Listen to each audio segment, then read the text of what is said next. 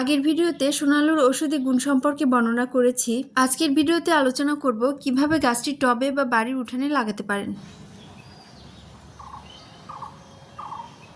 তিনটি পদ্ধতিতে আপনি গাছটি রোপণ করতে পারেন। প্রথমত, বীজ থেকে। তবে সোনালুর বীজের খোসা খুব শক্ত হওয়ায় রোপণের আগে 24 ঘন্টা পানিতে ভিজিয়ে রাখতে হবে। দ্বিতীয়, কলম পদ্ধতি। একটি সুস্থ ডাল নির্বাচন করে বাকল গোল করে কেটে জৈব সারযুক্ত মাটি পলিথিন দিয়ে বেঁধে দিতে হবে।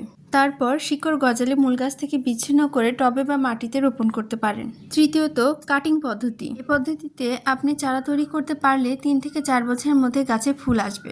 এজন্য আপনাকে সুস্থ ও সবল গাছ থেকে পেন্সিলের মতো মোটা 1 বছর বয়সী একটি ডাল নির্বাচন করতে হবে। ডালটি আড়াআড়ি ভাবে কেটে নেওয়ার পর এতটুকু অংশে রুট হরমোন পাউডার বা মধু বা অ্যালোভেরা লাগিয়ে দিতে হবে। এরপর বেলে দোআঁশ মাটির সাথে সামান্য জৈব সার মিশিয়ে টব বা পলিথিনের ব্যাগ প্রস্তুত করে ডালটির 1/3 পুঁতে দিন। হালকা পানি দিন এবং সারাদিন কড়া রোদে না রেখে ছায়াযুক্ত স্থানে রাখুন। শিকড় গজাতে সাধারণত 4 থেকে 6 সপ্তাহ সময় লাগতে পারে। আজকের ভিডিওটি সবার সাথে শেয়ার করুন, যাতে এই বিলুপ্তপ্রায় গাছটি সবাই আবার নতুন করে রোপণ করতে শেখে।